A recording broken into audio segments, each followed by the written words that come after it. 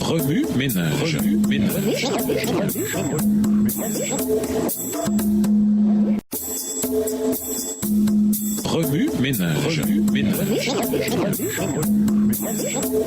Bienvenue dans votre émission Remue ménage. Nous voilà à la leçon 4, les premiers dirigeants de l'Église. La parole de Dieu se répandait de plus en plus, le nombre des disciples augmentait beaucoup à Jérusalem et de très nombreux prêtres se soumettaient à la foi en Jésus. Acte 6, le verset 7. Les premiers dirigeants de l'Église devaient enseigner la vérité divine à des croyants issus de différentes cultures et de différents contextes, ainsi que la façon de vivre à l'intérieur de ses limites. De façon très similaire, notre Église dispose de règles et de directives. Plus grand que vous. Lisons Acte 6, les versets 3 et 4. Acte 6, versets 3 et 4. C'est pourquoi, frères, choisissez parmi vous cet homme, de qui l'on rende un bon témoignage, qui soit plein d'Esprit Saint et de sagesse, et que nous chargerons de cet emploi.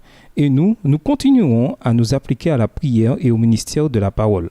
Dans ma marche avec Dieu, j'ai vu à maintes reprises son désir incessant de me mettre dans des situations apparemment impossibles à résoudre. Par exemple, juste à la fin de mon secondaire, il m'a envoyé dans une île reculée de l'océan Pacifique en tant que missionnaire, alors que je n'avais ni expérience ni ressources.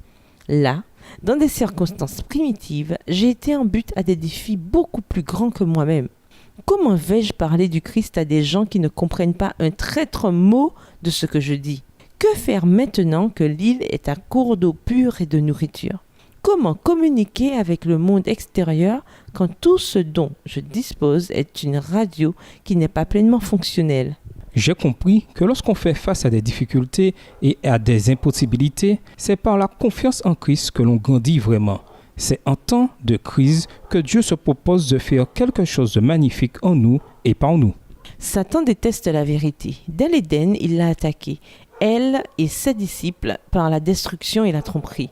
Rien d'étonnant à ce qu'est surgi la persécution et les problèmes au sein du premier mouvement chrétien, la révolution la plus significative dont le monde ait jamais été témoin.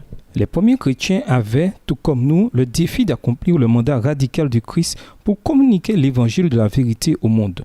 De plus, l'ennemi de toute vérité s'assura que le sentier de l'évangélisation au monde soit jonché de difficultés apparemment insurmontables, tant extérieures qu'intérieures. Les dirigeants de l'Église primitive étaient jeunes et d'une perspective mondaine sans éducation.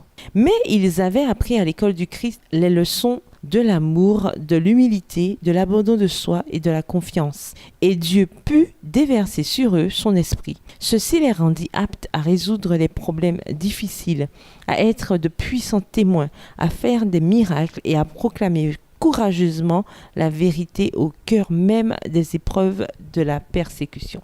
La vie de ces jeunes dirigeants nous offre de grandes leçons de leadership chrétien.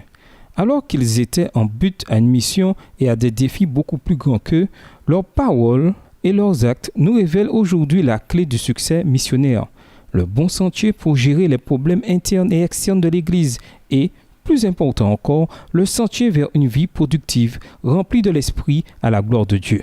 Cette semaine, nous vous invitons à apprendre de ces dirigeants et à accepter cet appel plus grand que vous. Au revoir. Et à demain si Dieu veut. Remue ménage.